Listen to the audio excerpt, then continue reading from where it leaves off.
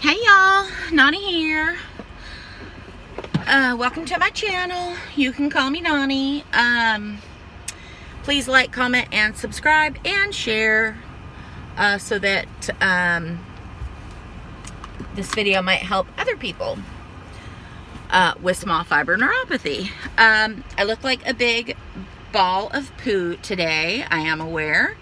And that's fine. You don't have to be cute every day, you know. Especially when you're my age, there's no rules. It's like I just stopped caring. You know what I mean? Like obviously I care, but I don't care. Does that make sense? You'll see when you're 50.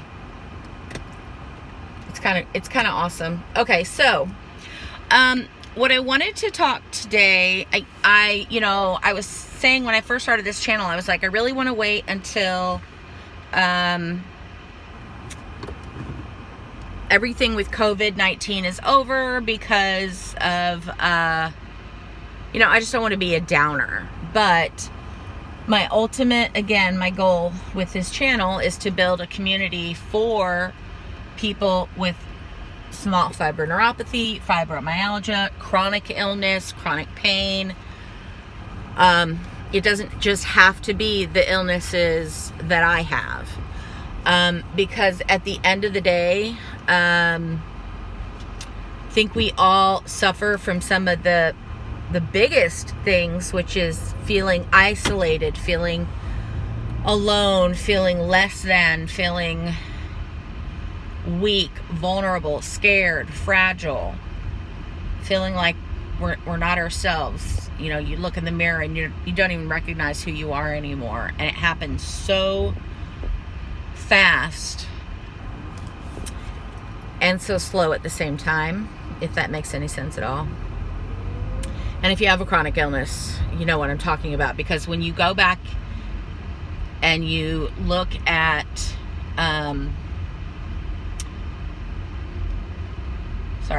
when you go back and you look at photos of yourself or videos or whatever, and you remember before you were diagnosed, like, oh, I remember that's when I was having like problems with my foot or problems with headaches or feeling nauseous or whatever, and like you were just going to seek help for that one thing because you didn't know that ultimately it was all related, right? And so you go back and you can keep going further and further and further and see that, oh my God, I've been dealing with this for 10 years and I didn't even know it. And I would love to hear from anyone watching. This is something that is so significant to me. And I may start crying, so I'm sorry if I do. But I actually, which is weird because, as you know, I don't remember shit ever. But I actually, God, should I be wearing a mask right now? I mean, like, I don't have to wear a mask in my car, do I? Okay, sorry. I actually remember the last day that I felt healthy.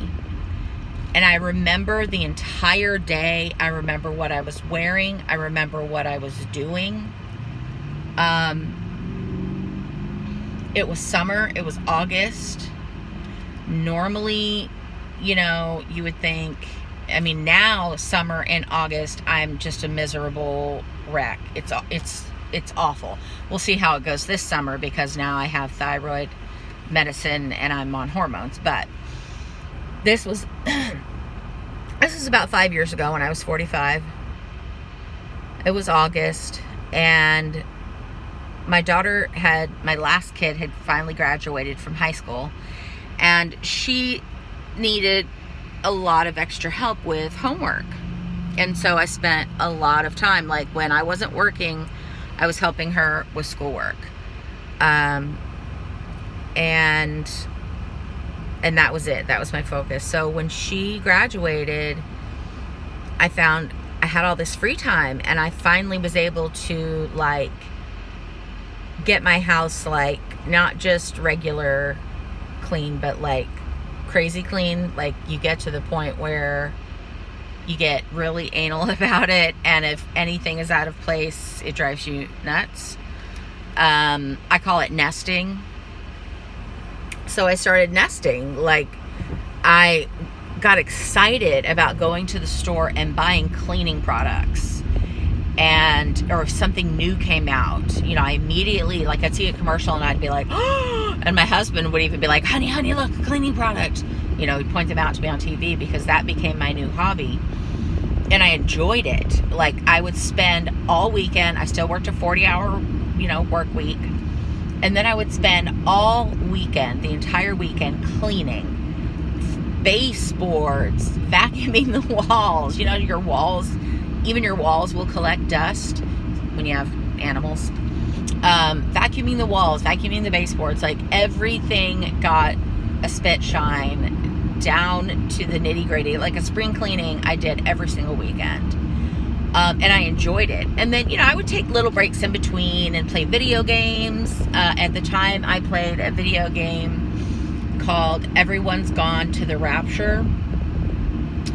And I remember it with such detail. It was, hold on, because I got to turn right, and this guy's riding my ass. And that shit really pisses me off. So just hold on a minute. Just hold on just a minute, please. Thank you. Okay. So anyway, I was playing this video game. Everyone's Gone to the Rapture. And it's one of those games where, like, it was just a quiet game. And you just did a lot of walking around. You couldn't run, right? And it was third person, so you could just see the environment. You couldn't see yourself. And it was just a very slow,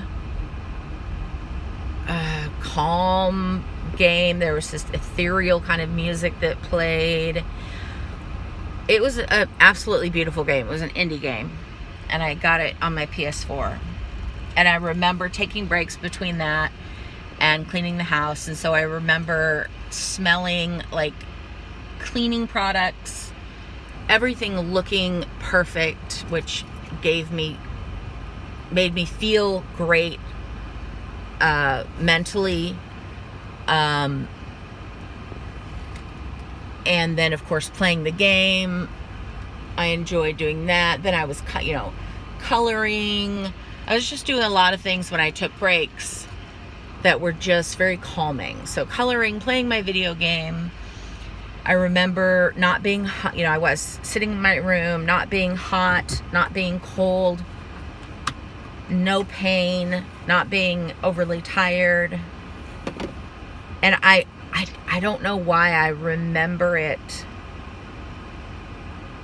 I don't remember anything else in my life the way I remember this. And it was the last day. Let me just check on my cat. Oliver? Hi. Okay. Oliver's in the car with us. So anyway, come here, baby. So anyway, that's the last time I ever remember feeling whole. That's a good thing to call it, feeling whole. And great, I'm going to start crying and I have no Kleenex or toilet paper. Oh, wait a minute. I think I remember saying that I stole some toilet paper. Not stole, but stole from my house. Yes. Haha. Anyway, I would love to hear from any of you that have chronic illness. If you remember the last day that you felt like the person that you used to be. And every time I talk about it, I cry because I want that back so badly. And I know that I'm never going to get it.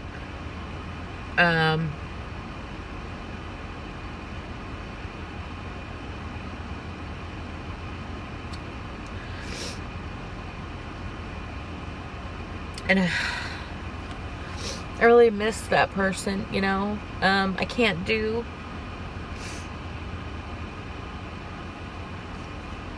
like, I went from having a pristinely cleaned room every time, because basically I live in my room with my husband, and then we have the common area with my daughter and mother-in-law, and then so we all kind of hang out in our rooms, and then we have a common area.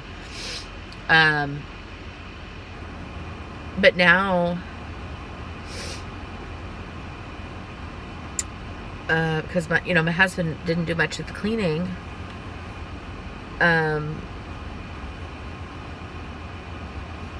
my room is just,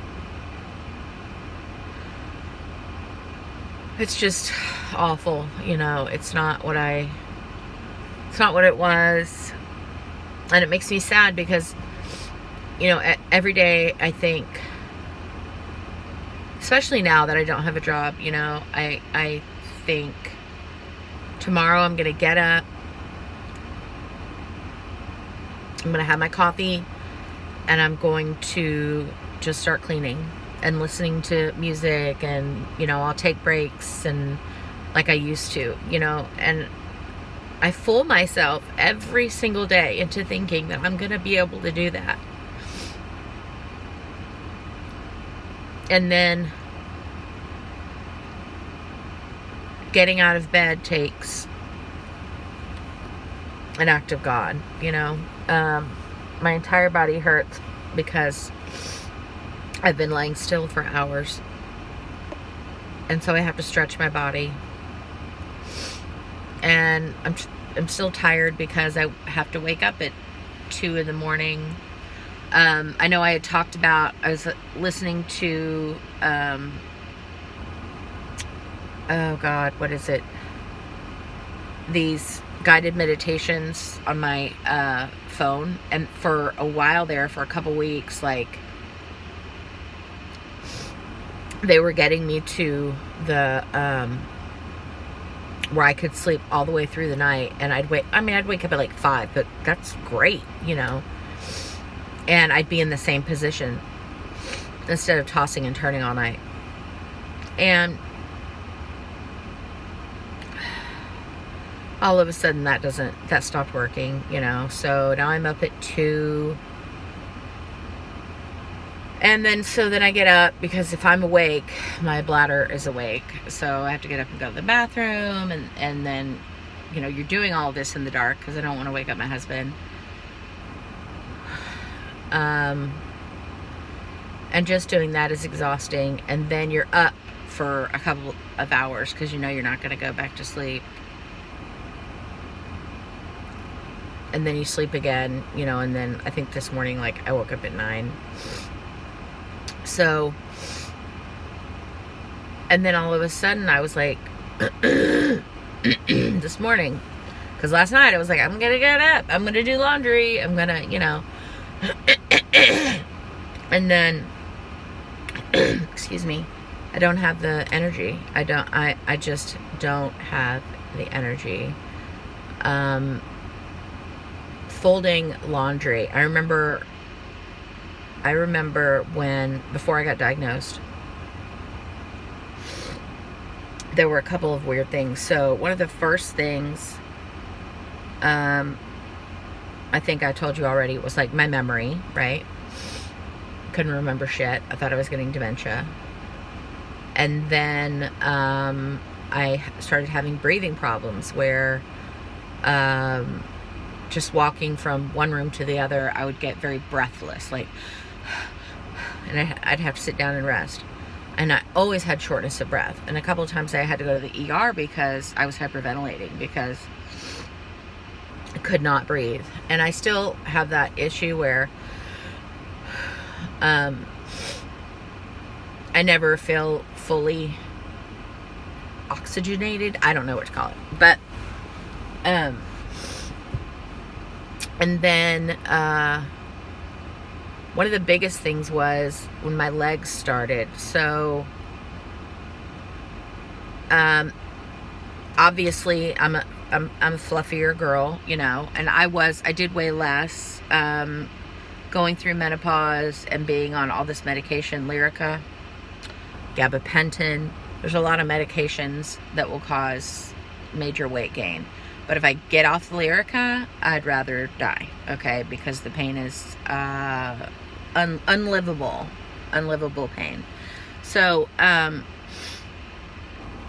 but I remember this one time I went to the, no, we're not going to go down there. No, we're not going to go down there. Come here, baby. I remember this one time I went to the store with my husband, and I just was like, my legs felt really tired. You know what I mean? Like just really heavy and very tired. And I put the cart up, and my husband was already in the car, and it took me a long time to get back to the car, and I kept trying to walk faster. Oh, what I was going to say is I'm a fluffier girl, but I could walk fast. Like, I could walk fast. I could take the stairs. Like, none of that was an issue for me. I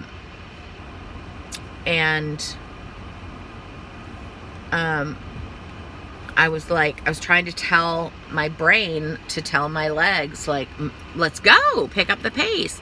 And no matter how hard I wanted to adhere, I could not walk faster. And it really scared me. So I got in the car and I just started crying. And my husband was like, what is your deal? And I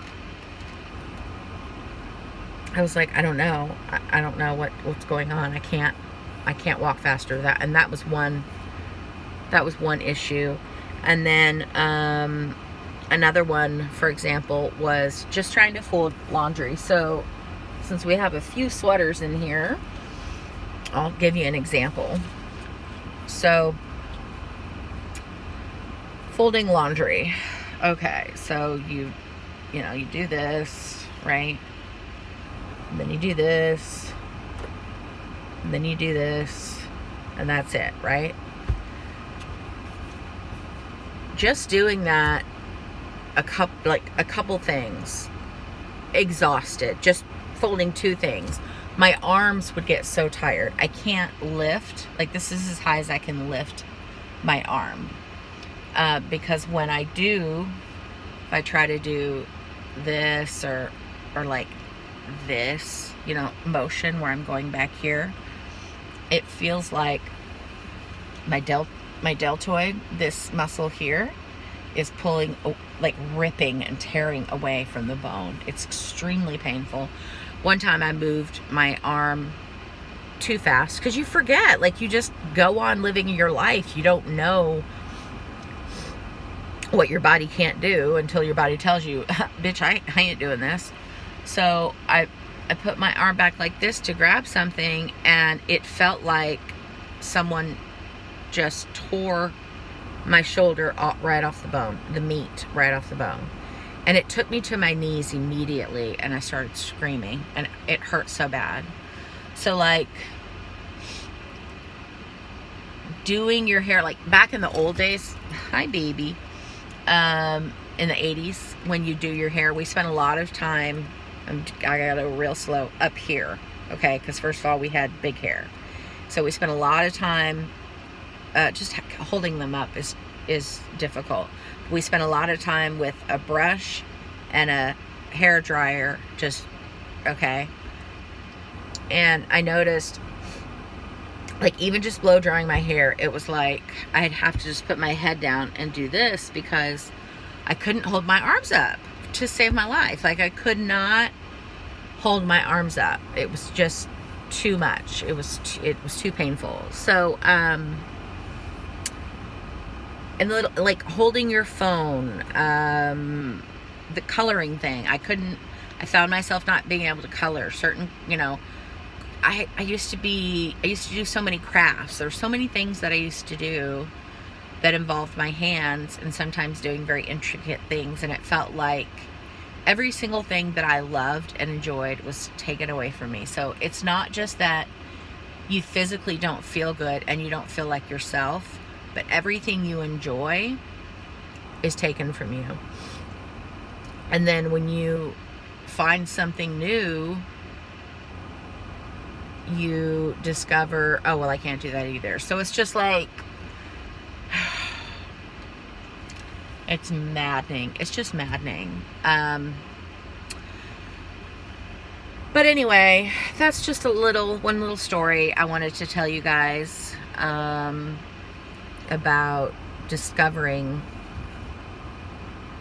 your illness and then what it feels like, what you used to feel like. Do you remember what you used to feel like? Because I do, and sometimes I wish I didn't. Like, it's different than having a memory of, like, when my kids were born. Obviously, when my kids were born, I did not have this, but it still is a different memory than that last day that I ever remember feeling well. And I don't know why I can remember that day, but I can remember it better than anything else I can remember in my whole life. So it's just very odd. I would love to know if other people have that same memory. But anyway, I'm gonna go get this cat inside. Mimi made breakfast. She made omelets for everybody, so I'm gonna go eat an omelet and get my little Ollie inside so he doesn't get attacked by the birds, because as I said, we've got some nests around here, so every time he's outside they start squawking and soaring at him because they think, you know, he's gonna climb up and get their babies, and I don't think he knows how to climb, and he's pretty fat, so I think he'd probably fall down anyway. But I'm going to go for now. There's a lot of other stuff that I want to talk about when it comes to chronic illness, and it feels like the material, I'll never, you know, be out of material. But I definitely want to, sorry, I don't have my chapstick and I'm dying. If I remember, one of the things I'd like to touch base on is what others see when you have a chronic illness, what they see and what they don't see, and how that impacts you. So until then, I hope you guys have a fabulous day wherever you are. And I hope you have something or someone to cuddle like I do. I've got my little guy here. He's like my little shadow. He goes everywhere with me. Say hi, Oliver. Hello. My name's Oliver. Or Ollie. Yeah. Oh, you're just such a sweetie. Anyway, I hope you all have a great day. I'm actually going to try to play my video game today. I got Ghost Recon. My husband has it. And I'm going to actually try to play it today. I don't know how well I'm going to do because my hands are kind of hurting. Even if I only get to play it for 5 minutes, whatever. I'm just going to, you know, what are you going to do? Life goes on, so you got to do what you can. Anyway, I hope you all have a great day, and I'll see you next time. Bye.